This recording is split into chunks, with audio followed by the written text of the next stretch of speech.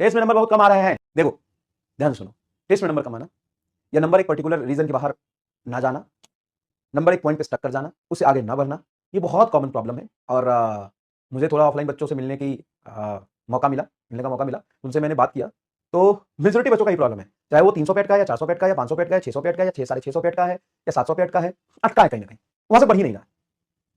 तो मैं आपको बता दूं, इट्स नॉर्मल, नहीं बढ़ता इतनी आसानी से। और जब तक सिलेबस चल रहा तब तक तो बिल्कुल नहीं बढ़ता। अगर यहाँ पे अटका है तो एक बात समझिए कि सिर्फ आप ही का नहीं अटका, वो सबका अटका है। और इससे आगे निकलने का बस एक ही रास्ता है, और वो है उम्मीद, बस और कुछ नहीं है। मजाक कर रहा हूं। एक ही रास्ता है, वो है कि आप सबसे पहले टेस्ट देने के बाद पेपर एनालिसिस करें। कैसे करें पेपर एनालिसिस? कि आपने कितने सवाल कर लिए, आपसे कितने नहीं हुए। अब जो नहीं हुए उसका रीजन ढूंढिए, कि रीजन ढूंढिए, उसका रीजन क्या है। रीजन हो सकता है सिलेबस कंप्लीट नहीं है, रिवीजन नहीं है ना, syllabus not complete, syllabus not complete, syllabus not complete, revision, revision, no revision, no revision, no question practice, question practice, silly mistake, silly mistake, exam में जाके सब भूल गए, एग्जाम में जाके भूल गए, भूल गए, कैसे होगा, कैलकुलेशन एरर, वही हो गया सिली मिस्टेक। तो सिली मिस्टेक मतलब कैलकुलेशन एरर, टाइम मैनेज नहीं हुआ, सब कुछ ठीक था, टाइम मैनेज नहीं। आपको ये काम करना पड़ेगा, क्या करना पड़ेगा कि आपको पेपर एनालिसिस करके रीजन फाइंड आउट करना। समझिएगा प्लीज, समझिएगा प्लीज, बहुत इंपॉर्टेंट बात, कि आपको पेपर एनालिसिस करके रीजन फाइंड आउट करना पड़ेगा कि सिलेबस हमारा कंप्लीट है कि नहीं। क्या हमने सिलेबस अभी कंप्लीट ही नहीं किया और उसके टेस्ट दे रहे हैं, तो ऑब्वियस सी बात है नंबर कम ही आएंगे। या हमारा रिवीजन ही नहीं है, पर तो पूरा लिए रिवीजन ही नहीं है। या हमने क्वेश्चन सफिशिएंट प्रैक्टिस नहीं करी है, इसलिए हमें क्वेश्चन नया मिल रहा है। या हमें नया क्वेश्चन नहीं मिल रहा, सिलेबस मिस्टेक्स हो जा रहा है, या एग्जाम में जाके सब कुछ भूल जा रहे हैं, या हमसे टाइम मैनेज नहीं हो रहा है। इसके अलावा मुझे नहीं लगता कोई और रीजन हो सकता है। क्या यही रीजन में से कोई एक रीजन है आपका? किसके अदर है बताइए? इससे अदर रीजन है कि यही रीजन है कि सर सिलेबस हमारा कंप्लीट नहीं है, सर हमारा रिवीजन नहीं हो रहा है, हमारा क्वेश्चन प्रैक्टिस नहीं है, सिली मिस्टेक्स हो जा रहा है, एग्जाम में जाके भूल जा रहे हैं, या टाइम मैनेज नहीं हो रहा है। इसके अलावा तो कुछ नहीं होगा। नहीं सर, अगर सिलेबस कंप्लीट नहीं है तो अब वो समय आ गया है जहां से आप वन शॉट से सिलेबस कंप्लीट करिए। क्योंकि अब अगर आप फरवरी मिड में आके बोलते हैं कि हमको पूरा पूरा पढ़ा दो 6-7 लेक्चर में, तो आपकी बेवकूफी है। कहीं वैसे जगह पे जाओ जहां पे कंसाइज लेक्चर मिल रहा हो। कंसाइज लेक्चर का मतलब है कि अलग सर स्टाइल टीचिंग, मतलब अलग सर इज अ जेम।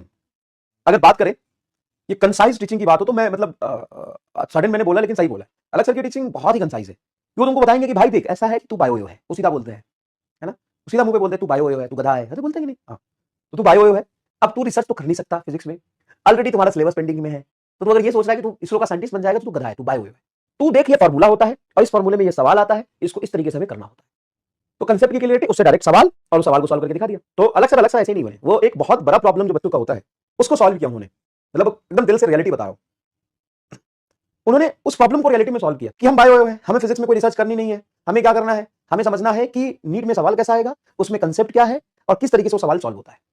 तो आप देखें, तब देखें। तो अगर आपका अभी आगे सिलेबस कंप्लीट नहीं हुआ है, चैप्टर पेंडिंग है, तो आप वन शॉट ऐसा ढूंढें जिसमें एकदम कंसाइज वे में काम की बातें हो, कोई रायता नहीं फैला हो, कोई शक्ति प्रदर्शन नहीं हो, है ना, कोई वहां पे रिसर्च में एनालिसिस नहीं हो।